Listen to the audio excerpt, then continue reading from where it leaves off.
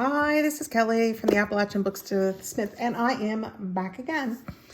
And this is the third and final book I did in my children's book or fairy tale kind of series. And I really had a lot of fun with this. It helped me get back into all of this. This is the large one, and she is 7 1/4 inches by 10 inches. She has a 1 3/4 inch spine with 4 signatures. And her spine is reinforced with fabric on the inside and the out. And she has a removable tassel. I'm getting a shadow again. Sorry about that, guys. She has a removable tassel, and I love this tassel. This is one of my favorite parts right here. I went and bought bundles of these white buttons at an antique shop, and they're so cool because you can see where they've been used so much that they're worn out. And there's some other little buttons and whatnot. The other thing I really like on here is this globe. It's so cool. I don't know why, but when I was looking at it, it felt like it just belonged to this book. So there are over 100 pages. I reinforced the book pages on this, and I did it because, again, these are older books, and you might find some places like the other ones where I taped with some washi tape because the paper just needed a little reinforcement. This book is a Caldecott winner, so it still has its library card in it, or its library sleeve. This is the original to it, and this is also original to it. I just went ahead and sewed it into the new end papers is what I did.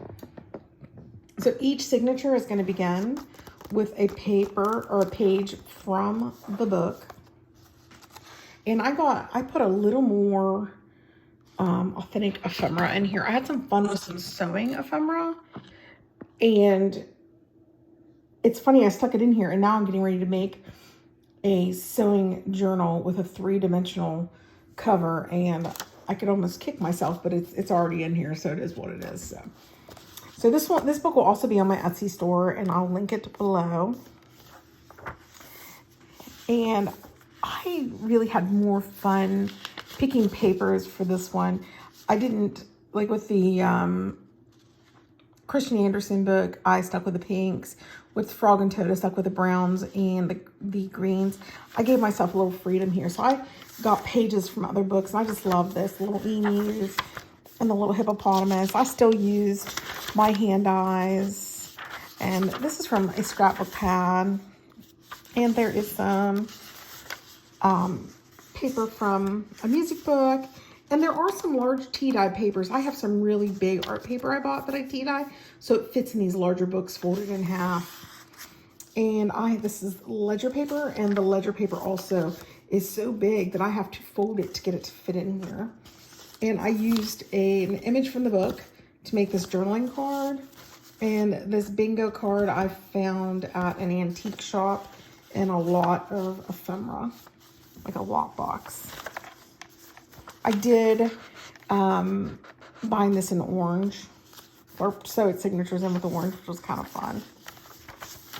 And the other side of that signature, and there's a hippopotamus. So one page has real life hippopotamus, and this has a cartoon version. Now this is an envelope that I made, and I stuffed it full of all of the leftover pages and art that I did not use from this book. And even the envelope was made with some of the paper from the book. So that will be included with whoever purchases this book. That will be included.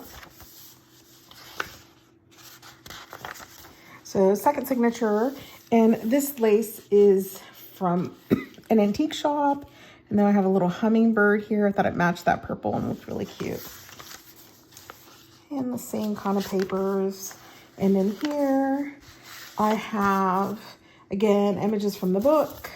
And images from the book, and they are on a tea-dyed card. And then another image from the book.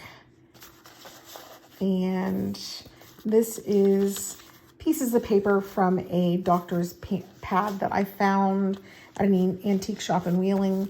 I've been using those like crazy. And again, just more fun. I was a little more whimsical with this one. We've got the map papers. We have the bag here, more music paper, paper from a pad, scrapbooking papers. Again, a lot more fun, a lot more whimsical. I put a little more money in this book, I think. I absolutely love this. This I found in a lot from an antique store, and it says Forever Friends. Absolutely love it. And it folds over to the other side. So in this one, I have a button, some old vintage buttons still on the card. And then I have an old vintage card, and there's the little address on it. And I don't think this one has a date. Sometimes they do, sometimes they don't. I imagine it's like the 30s. That's what it reminds me of. It's from the 30s. So now here's the third signature. Again, some fun scrapbooking paper, some map, some stamping I did just on some of my hand dyes, another little bag, and occasionally you'll see like little tags at the top, some more tea dyes, music paper, and all the opposites from this side. And then there is the fox and chanterelle. And then the last one, and I like this, it's got a little tree charm on it. And I love these. These, they call them True Views. I keep wanting to call them ViewSonics because I'm used to, at work, we use ViewSonic boards. But True Views, and they didn't have anything in them. They were empty, but I got them anyway because they were really cute. And I made some ephemera. This is handmade ephemera from the book. And then on this page, I hung some ephemera. There's this little book I made, little booklet. There's some guest checks and a receipt form. I went ahead and just put them on here so they could be used however anyone wanted to use them. Whoever got this could do whatever they want with it. They could even move it, put it somewhere else. Oh, this is really cool. I was excited when I found this, and it just felt like it belonged in this book. It is, and I don't think there's a date on this anywhere, but this is the cutest thing. It's an advertisement for a kitchen cleaner, and it's a little notebook that's never been used. I found that at an antique shop. I think it's so cute, so I stuck that in there. Some mushroom stamps, another card, oops, upside down, another journaling card that I made using pages from the book, some more of my tea dyes. I like this paper, and it's got a little raggedies on it. And in the very end, I made a pocket out of an old vintage doily that I found at an antique shop. Actually, I think these were like you set your cup on them, like coasters, but a doily version of it. And I made this little pocket holder, and I used an old book from my Singer sewing machine for part of the collage. And I found this old envelope or note card, and it looks like it's pre-stamped.